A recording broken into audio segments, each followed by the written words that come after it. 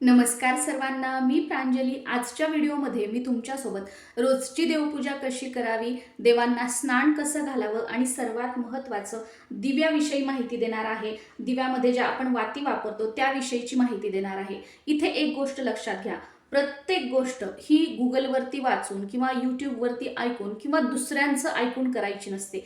काही गोष्टी अशा असतात की आपल्या घराण्यामध्ये पूर्वीपासून पिढ्यानपिढ्या चालत आलेल्या आहेत, त्या गोष्टी आपण फॉलो करायच्या असतात आणि त्यानुसारच जे काही सणवार असतील, व्रतवैकल्य असेल, देवपूजा असेल, पूजापाठ असेल, त्या गोष्टी आपण करायच्या असतात.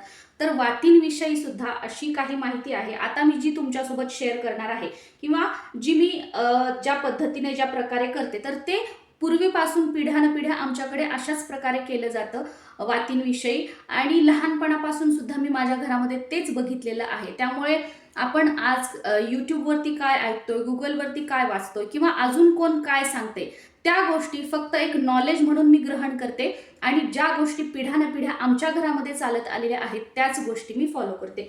जसं की बघा, आपण यूट्यूबवरती आता ऐकलेलं आहे की कधीही वात एक लावू नये, सिंगल वात लावू नये, वात डबल लावावी. ही गोष्ट खरी आहे. सिंगल वात ही पितरांसाठी लावली जाते, पितरांच्या सेवेसाठी लावली जाते आणि डबल वात जी असते ती शिवपार्वती स्वरूप म्हणून आपण देवाजवळ लावत असतो. इथपर्यंत ठीक आहे. आता याच्या व्यतिरिक्त सुद्धा काही गोष्टी खऱ्या असतील नसतील मला माहीत नाही, पण आमच्याकडे काय आहे ना, आता तुम्हाला मी दाखवते. ही आहे बघा पिळ्याची वात. म्हणजे कापूस असा पिंजतात बघा, लांब घेतात आणि मग असं बोटांना हे करून 5 वेडे घेतात आणि पिळा घालून ही वात बनवलेली आहे. तर ही आहे पिळ्याची वात. आणि ही जी वात आहे बघा, जी आपल्याला बाहेर बाजारामध्ये मिळते, ही वात अशी असते, आपण असा हातावर नाही का असं गोल करत आणि वात कापूस फक्त लांब ओढतो आणि असा हातावर करतो आणि वात तयार करतो. तर ही ती वात आहे. आता आमच्याकडे काय आहे माहिती का, जर आपण ही बाहेरून आणलेली किंवा घरी तुम्ही फक्त कापूस असा लांब केला आणि हातावर ही वात पिळली किंवा आपल्याकडे सहान असते, देवपूजेची गंध उगळायची सहान असते, त्याच्यावर जनरली ही वात पिळली जाते. जर अशी पिळलेली वात असेल तर ती आमच्याकडे सिंगल वात लावली जात नाही. मग पिळलेली अशी सिंगल वात जी असते ती पितरांच्या सेवेसाठी वापरली जाते. आणि जर आपल्याला तुम्हाला अशा दिव्यामध्ये वात वापरायची असेल, अशी हातावर पिळलेली किंवा सहानीवर पिळलेली, तर ह्या 2 वाती अशा हातावर वेगवेगळ्या 2 वाती पिळल्या जातात. ह्या 2 वाती एकत्र केल्या जातात आणि मग या या दिव्यामध्ये लावल्या जातात. ठीक आहे. पण आता ही जी वात आहे, ही आपण वेडे घेऊन केलेली, तर ही वात जी आहे तर ही सिंगलच वात लावली जाते. कारण का की हा कापूस पिंजला जातो, परत याच्यावर 5 वेडे बोटावर घेतले जातात आणि परत पीळ मारून ही वात बनवली जाते. तर ही वात जर तुम्ही वापरत असाल किंवा आमच्याकडे ही पिंजलेली वात जी असते ती एकच याच्यामध्ये लावली जाते आणि जनरली आम्ही हीच वात अशा रोजचा जो आपला दिवा असतो तर त्यामध्ये वापरतो. आणि ह्या ज्या वाती असतात सहाणेवर वगैरे केलेल्या, ह्या जनरली मी वापरत नाही. आणि वापरायच्या जरी असेल तर या 2 वाती वेगवेगळ्या घ्यायच्या, त्या एकत्र असं करायचं आणि मग त्या वाती ज्या आहेत त्या वापरतो. तुमच्याकडे वेगळी पद्धत असेल तर त्यानुसार तुम्ही करू शकता, पण आमच्याकडची अशी पद्धत आहे म्हणून म्हटलं चला तुमच्यासोबत शेअर करावं. तर आता ही पिंजलेली वात जी आहे, पिळ्याची वात, याला पिळ्याची वात आमच्याकडे म्हटलं जातं, तर ही वात आता मी दिव्यामध्ये घालणार आहे. आणि हीच वात आता माझी आई असेल, आजी असेल, माझ्या सासूबाई असतील तर त्या घरी अशा वाती बनवतात. जनरली विकतच्या वाती मी आणत नाही, पण कधीतरी चला वाटलं की मला विकतची वात आणायची तर मी काय करते, हाऊस म्हणून आणते, 1-2 वेळेस वापरते आणि मग परत त्या वाती ज्या आहेत त्या तशाच पडून राहतात आणि घरी ज्या केलेल्या वाती आहेत त्याच आम्ही वापरतो. सगळेच घरामध्ये सगळेजण घरी केलेल्याच. आणि गौरी गणपतीसाठी वगैरे असेल तर सगळ्या आम्ही घरी केलेल्याच वाती वापरतो. वस्त्रमाळी, ज्याला देवांची वस्त्र म्हटलं जातं, तेही आम्ही घरी केलेलीच वापरतो. तर बघा, आता ही मी सिंगल टाकलेली आहे. मी याच्यामध्ये वात घालणार होते, म्हटलं चला तुमच्यासोबत शेअर करावं, कारण बऱ्याच जणांचं असतं की ताई सिंगल वात कसं काय तुम्ही घातलेली आहे, तर ही पिळ्याची वात आहे म्हणून ही सिंगल घातलेली आहे. जर महादेवाला पिळ्याची वात बनवायची असेल तर कापूस पिंजून 3 वेळा वेढा घेतला जातो आणि पिळून ती वात बनवली जाते. आणि रोज अशा दिव्यांमध्ये लावण्यासाठी कापूस पिंजला जातो, लांब केला जातो आणि 5 वेडे घेतले जातात, 5 किंवा 7 वेडे घेतले जातात आणि मग ते पिळलं जातं आणि मग त्याला पिळ्याची वात म्हणतात. आणि ही वात जी आहे ती अशा दिव्यामध्ये आम्ही रोज वापरतो. आता रोज देवपूजा करताना मी सकाळ आणि संध्याकाळी दिवे लागणीच्या वेळेला हा तेलाचा दिवा आणि एक तुपाचा दिवा लावत असते.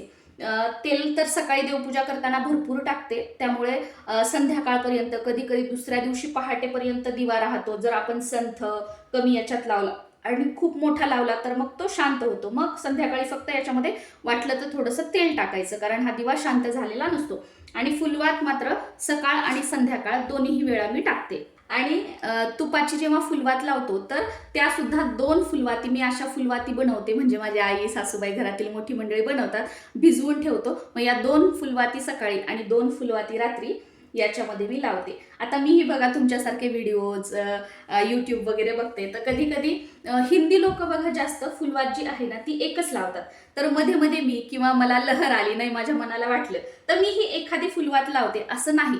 पण कंटिन्युटीमध्ये 90% 99% 2 फुलवाती लावते. आमच्याकडे असं म्हटलं जातं की सिंगल फुलवात लावू नये, 2 फुलवाती शिवपार्वती स्वरूप एकत्र करून लावायच्या असतात.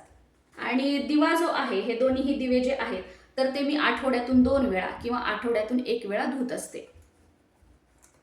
आणि दिव्यासाठी तेल म्हणाल तर बघा अशा प्रकारची बॉटल तुम्हाला किराणा दुकानामध्ये मिळून जाते, किंवा तुम्ही मॉलमधून वगैरे किराणा भरत असाल तर तिथे मिळून जाते, तर तिथून तुम्ही घेऊ शकता. असं बघा सकाळी देवपूजा करताना मी हे भरून तेल टाकते. मग हे तेल संथ जर दिवा लावला तर संध्याकाळपर्यंत आरामशीर राहतं. आणि याच्यामध्ये शुद्ध गाईचं तूप जे असतं तर ते मी वापरते. बघा अशा हे अगोदर आपल्याकडे तेल वापरण्यासाठी बघा अशी असायची, तर याच्यामध्ये मी शुद्ध गाईचं तूप टाकलेलं आहे. आता गुरुचरित्र पारायण सुद्धा सुरू आहे, तर मी गुरुचरित्र पारायण करताना पूर्ण माझं पारायण होईपर्यंत तेलाचा आणि तुपाचा दोन्हीही दिवे ठेवते. तर भरपूर बघा मग हे सगळीकडे तूप तूप झालेलं आहे, कारण सध्या वापर भरपूर सुरू आहे. तर याच्यामध्ये आता मी तूप टाकून घेते. तर रोज असंच करते, सकाळी आणि संध्याकाळी. याच्यामध्ये भिजवलेल्या फुलवाती आहेत, या तुपातच भिजवलेल्या आहेत, पण तरी सुद्धा त्याच्यावर थोडंसं तूप टाकते आणि मग दिवा लावत असते. आणि स्टीलच्या याच्या भांड्यामध्ये तूप काढण्याचं कारण काय, की कधी कधी बघा हिवाळ्यात वगैरे तूप घट्ट झालं तर हे आपण गॅसवर गरम करू शकतो, पण हे जर प्लास्टिकच्या बॉटलमध्ये वगैरे जर आपण तूप काढलं तर ते गरम करण्यासाठी खूप प्रॉब्लेम येतो. मग घट्ट तूपच टाकावं लागतं, मग ते प्रज्वलित होण्यामध्ये प्रॉब्लेम येतो, मग त्याची वात पूर्णपणे जळून जाते, तूप तसंच राहतं, पातळ होत नाही. तर असे काही इश्यू होतात. त्याच्यामुळे तूप जे आहे ते जनरली मी स्टीलच्या डब्यामध्येच ठेवण्याचा प्रयत्न करते. तर आता आपण देवपूजा करणार आहोत, तर सर्वप्रथम दिवा लावून घेते. आता माझ्या अगोदर लक्षात आलं नाही, जे कालचे फुलं होते ते मी काढून घेतलेले आहेत, बाकी काही चेंजेस केलेले नाही आहेत. परत माझ्या लक्षात आलं, अरे आपल्याला तर व्हिडिओ शूट करायचा होता. मग फुलं काढल्याच्या नंतर मग आता मी व्हिडिओ सुरू केलेला आहे. बरेच जण काय करतात की सगळी देवपूजा करून घेतात आणि शेवटीला दिवा लावतात. मग याला काहीही अर्थ नसतो. देवपूजा असू द्या, कोणतंही व्रतवैकल्य असू द्या, संकल्प असू द्या, तो अग्निदेवतेच्या साक्षीने करायचा असतो. त्यामुळे सुरुवातीला दीप प्रज्वलित करून घ्यायचं असतं, दिव्याची पूजा करायची असते. त्यामुळे अगोदर मी दिवा लावून घेते. आता तुपाचा दिवा मी आत्ताच लावत नाहीये, आता फक्त हा तेलाचा दिवा प्रज्वलित करते, सगळी देवपूजा करते आणि मग देवपूजा झाल्यानंतर हा तुपाचा दीप प्रज्वलित करते, देवांना ओवाळते आणि मग हा देवघरामध्ये तसाच तुपाचा दिवा जो आहे तो समोर ठेवते. इथे बघू शकता दिव्याची ही जी ज्योत आहे ही जर अशी मोठी ठेवली तर संध्याकाळी दिवे लागणीपर्यंत हे तेल संपून जातं आणि दिवे लागणीच्या वेळेला फक्त याच्यामध्ये मग थोडंसं तेल टाकायचं राहतं आणि मग फुलवातीचा हा जो तुपाचा दिवा आहे तो परत लावावा लागतो. त्यामुळे काय करायचं, ही वात जी आहे ना थोडीशी अशी खाली घ्यायची, म्हणजे संथ दिवा जो असतो ना तर तो हा कधी कधी सकाळी पहाटेपर्यंत सुद्धा राहतो. त्यामुळे वात जी आहे ती थोडीशी मी अशी कमी करून घेतलेली आहे. आता हा जो दिवा आहे तर इथे मी ठेवत आहे. दिव्याला बघा आसन म्हणून एक प्लेट ठेवलेली आहे, दिवा लावलेला आहे. या दिव्यामध्ये तुम्हाला हळद कुंकू अक्षदा सुद्धा दिसत असेल. तर रोज मी काय करते की याला हळद कुंकू अक्षदा आणि दिव्याला एक फूल सुद्धा ठेवत असते. दोन्हीही ह्याच्यामध्ये तुम्हाला हे बघायला मिळेल.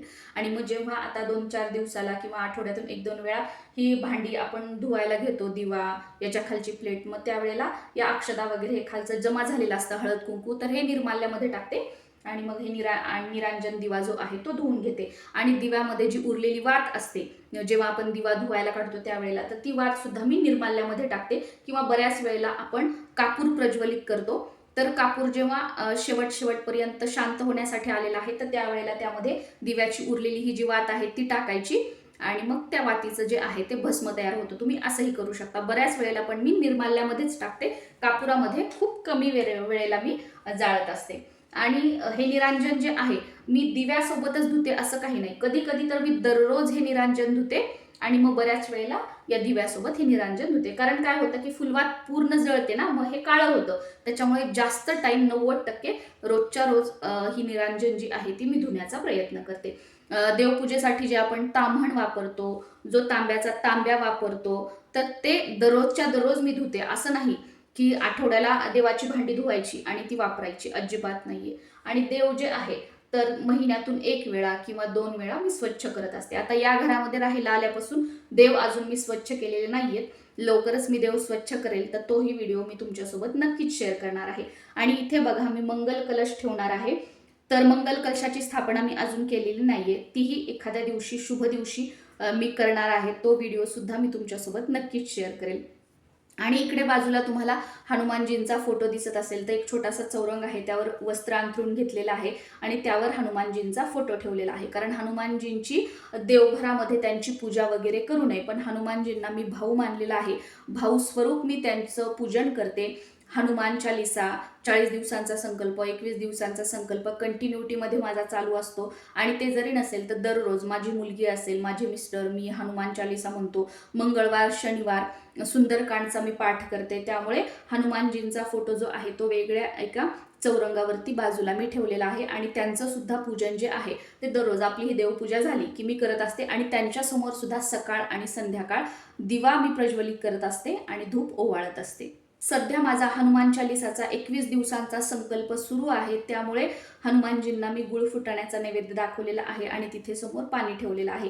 बाकी इतर वेळी दररोज साखर, खडी साखर, जो नैवेद्य आपण देवांना दाखवतो तोच नैवेद्य मी हनुमानजींना सुद्धा दाखवत असते. पण आता 21 दिवस किंवा 40 दिवसांचा जेव्हा मी संकल्प करते तर त्यावेळेला 21 दिवस आणि 40 दिवस रोज मी गुळ फुटाण्याचा नैवेद्य दाखवते. आता हा जो गुळ फुटाण्याचा नैवेद्य आहे हा काल दाखवलेला आहे, तर आज आम्ही घरातील सर्वजण हे गुळ फुटाणे खातो. गुळ कसा रोजच्या रोज एवढा खाल्ला जात नाही, तर मग गुळाला एक डबा करतो. आणि मग काही गोड वगैरे गुळाचं काही बनवायचं असेल तर याच गुळाचा म्हणजे प्रसाद स्वरूप जो गुळ आहे त्याचाच आम्ही वापर करतो. कधी गुळाचा शिरा वगैरे काही करायचा असेल किंवा गुळाचा चहा करायचा असेल किंवा अजून काही पदार्थ असतात तर त्यामध्ये मग मी प्रसाद स्वरूपाचा हा जो गुळ जमा झालेला आहे तोच वापरते. आणि फुटाणे जे आहेत ते माझ्या मुलीला खूप आवडतात. त्यामुळे दररोज स्कूल झाली किंवा संध्याकाळची जेव्हा वेळ असते, हनुमान चालीसा वगैरे ती म्हणते, तर त्यावेळेला बरोबर ती जे आहे इथले फुटाणे घेते, हनुमान चालीसा म्हणते आणि नंतर हे फुटाणे खात बसते. किंवा कधी कधी दुपारी वगैरे तिला टीव्ही बघायचा असेल, फोन बघायचा असेल, तर त्यावेळेला बरोबर इथे येते, फुटाणे घेते आणि फुटाणे खात खात जेव्हा टीव्ही, मोबाईल बघायचा असेल तेव्हा ती बघते. आणि हा वातींचा व्हिडिओ जरी मी वेगळा टाकला, सेपरेट टाकला, तरी सुद्धा तुम्ही समजून जा की देवपूजेचा व्हिडिओ चॅनलवर आलेला आहे. मग तो व्हिडिओ तुम्ही बघू शकता. कारण का हे जर मी देवपूजेच्या व्हिडिओमध्ये ही माहिती ॲड केली तर व्हिडिओ खूप मोठा होऊन जाईल. चला तर मग आता देवपूजेला सुरुवात करूया. दिवा लावून घेतलेला आहे. आता अगरबत्ती लावून घेते. 2 अगरबत्ती मी लावते आणि मग आपण आता पूजेला सुरुवात करूया.